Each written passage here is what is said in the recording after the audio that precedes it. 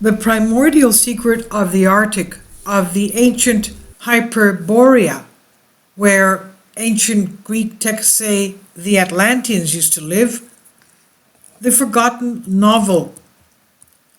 It's very characteristic that in a whole group of very recent researchers on prehistory, ancient ideas, which until recently were considered as simple mythology, are re-emerging. One of these ideas refers to the primitive legendary country of the far north, Hyperborea, with great reservation as to the supposed certainty that in prehistory only ape humanity lived. Having today revoked this idea, we come to address the problem of origin with a new and unprejudiced view of various researchers as a working case, quote unquote, as a symbolic spiritual reality to achieve a great historical composition, and we end up with suspecting that even the Stone Age witnesses an authentic superior culture. The ancients had very advanced technology. The primordial homeland of the prehistoric Europeans, highly civilized, so much so that it was considered divine by the ancients, would indeed be the Arctic, the North Pole, the mythical far north, or Hyperborea. The paradoxical appearance of this argument disappears as soon as we remember what physics teaches us about the phenomena that come from the so-called equinox transition. Kindly support my Patreon account since YouTube has again demonetized my YouTube channel. The daily posts are 5 videos daily, and they are totally different from what I have on my YouTube channel. Thank you so much for your support and that you find all my content so interesting. You'll find the Patreon account details in the description box below. Due to the inclination of the Earth's axis, from time to time a change of the Earth's climate is produced. As fossil coal has been discovered beneath the polar ice caps, this means that at one time there were forests and fires in this zone. The cooling did not affect the Arctic until later. One of the names of Asgard, the house of the gods, and home to the northern royal families, is, according to the Scandinavian tradition, Green Island or Greenland, in modern German Grunland, from where we get the name Greenland.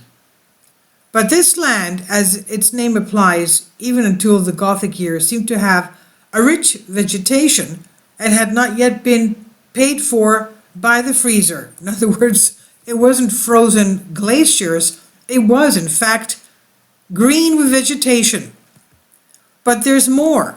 In the Arctic ice region, recent expeditions by Genus of Canada, Rasmussen and Terkel of Denmark, and Burkitt Smith of the United States have produced unique archaeological finds. Deep beneath the ice, remains of much higher culture have been found, that of the Eskimos and remnants of even more ancient prehistoric layers. This culture has been given the name the Thule culture, Thule, the Thule. Thule is the name given by the Greeks, exactly in an area or on an island in the far north, which is often confused with the lands of the far north, from where the solar Apollo will come, that is one of the ancient Greek gods, Apollo, the god of the Doric Achaean tribes, who indeed they said it descended from the north, Hyperborea, to come to Greece. And Plutarch says of Thule that in it for about a month the night lasts only 2 hours. It is the white night of the northern countries. Because other Greek traditions call the Arctic Sea Koronia Thalassa, that is the Sea of Saturn, this is an important indication, as Saturn was perceived as one of the gods of the Golden Age and Primordial Age, the first age of mankind, according to ancient Greek mythology. Now, if we go to America, we'll find correspondences in the Aztec cultures of Mexico so unique that they eventually extend to the names. Indeed, the ancient Mexicans called their ancient homeland Tlapalan, Tulan, and also Thule, the Greek Thule. Just as Greek was associated with the solar Apollo, so here the Mexican Thule was considered the house of the sun. But let us compare these Mexican traditions with those of the Celts, the Celts. If the distant ancestors of the Mexicans had come to America from a North Atlantic land, here are the Irish legends about the divine race of Tuatha de Danann, who came to Ireland from the west from a secret Atlantic or North Atlantic land, Avalon. We would therefore say two forms of the same memory.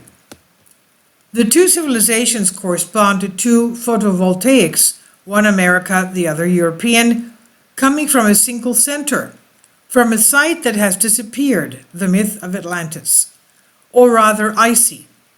But there is something more, in the sense that if we move into the field of modern positive research, we will find evidence that could very well agree with these resonances of legends. In fact, on the European Atlantic coast, mainly the so-called Magdalene culture, there are clear traces of an authentic civilization and a type of humanity, the so-called Cro-Magnon man, which show an evolution much higher than almost animal races, than the inhabitants of Europe who were called Icemen or Mustard Man. The surviving fragments of this civilization are of such a nature as to allow researchers to claim that the Cro-Magnon men may well be called the Greeks of the Stone Age. Once upon a time, this Cro-Magnon tribe mysteriously appeared during the Stone Age along the Atlantic coast among the lower and almost ape-like tribes. Could it not be the same case with the Tuatha de Danann, with the divine race that came from the mysterious North Atlantic, that of the relevant Irish legends, and the myths about the struggles between the divine tribes, quote-unquote, that suddenly arose, and the tribes of demons or monsters that could not be interpreted perhaps as imaginary echoes of the great struggle that took place between these two races, between the people of Cro-Magnon, of the Greeks of the Stone Age, and the animalistic people of Mysteria. Returning to traditional memories, not only ancient Greeks and Americans remember a primitive Arctic cradle. According to the Iranian memoirs of the Avesta, the original and secret homeland of the Aryans, perceived as the, quote, first creation of the god of light, and, quote, the Arianem Vaejo, was a country in the far north, and is still called that in it when winter began. It lasted for 10 months of the year, just as in the Arctic.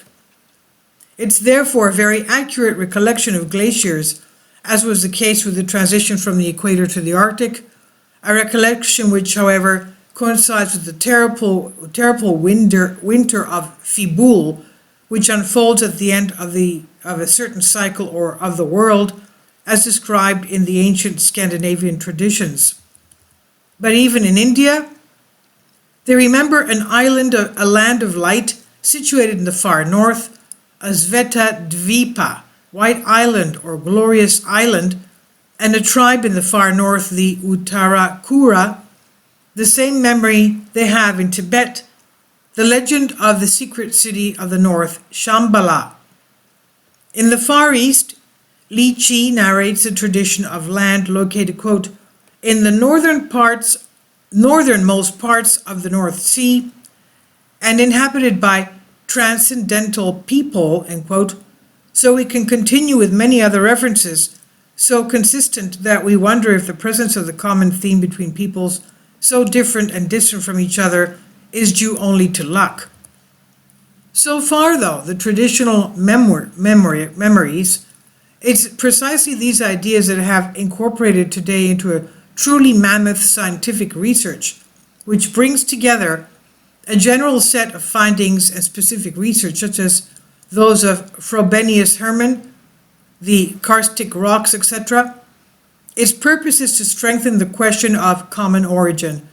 We intend to talk about the work inaugurated by the scientist Herman Wirth, precisely in the dawn of humanity, correlation pun with the titles of Worth's first book, Der Aufgang der Menschheit, written in 1928. Here we are dealing with neither with a theosophist nor with a fantasy amateur, but with a technician whose experience in the fields of philosophy, anthropology, paleography, and related fields can indeed not be questioned. In short, the results of Worth's research are exactly this: that in ancient prehistory, around 20,000 BC, a large united white race worshipped the sun, moved from the polar region that became uninhabited due to glaciers to the south, in Europe and America, but especially in the extinct land located in the North Atlantic. This race then moved from this land during the Paleolithic period to Europe and Africa in one movement from west to east. It will then penetrate the Mediterranean basin, creating a circle of prehistoric civilizations closely intertwined, which will be shaped into Egyptian, Etruscan, Pelasgian, etc., not to mention the many others that will be founded by new waves. Their course from the mainland eventually reached the Caucasus and beyond to India and China itself. Thus, what is supposed to be the cradle of humanity, the Pamir Plateau, would be just one of several recent radiation centers of a much more ancient race. The Aryan and Indo-Germanic tribes and the European man, quote-unquote, in general the Homo europaeus, in general, are already derivative descendants and to some extent already mixed, compared to the older and pure far north fractions to which memory symbols refer, even the prehistoric petroglyphs about foreign conquerors with the big ships, with the axe, the sun, the solar man with the raised arms. A mysterious unit thus encloses a group of great civilizations and ancient religions which flourished where, until yesterday, the animal man of the caves was supposed to have lived. In short, this is the strange and fascinating concept which, passing through the world of myth, now returns to the light. The Arctic is the home of humanity, as well as culture, in the highest sense of the word solar. And once a symbol, it becomes a symbol again, finally, to remember that. Even in Roman times, the idea of the northern region as a secret country inhabited by the quote-unquote father of the gods, by the god of the first or golden age, and the idea of the Arctic day, almost without night, was not irrelevant with the eternal light surrounding the immortals. These ideas were still so alive in Roman times that, according to the testimony of Amantius, the bishop of Valterra or Voltaire in Tuscany, Italy, Constantinus Chlorus would lead a campaign in the north part of Britain, confused it with legendary Thule itself, not so much out of a desire for military glory, but to reach the earth, quote, which is closer to heaven than any other, end quote, as he almost felt the divine metamorphosis of the heroes and the emperors at their death. Now these same areas which saw the dawn of humanity contain and preserve the mystery of a primitive tribe of conquerors whose symbol, the axe, reappears in the very Roman symbol of the barbell. These Arctic regions, from Iceland to Greenland and North America, are the same ones over which the Italian wings flew victoriously yesterday in an operation where, regardless of the price, they really wanted to enigmatically associate themselves with the positions of the primordial greatness. This is by elada.gr, and it's translated by me for you from a Greek article. Please leave your comments, and thank you for your support.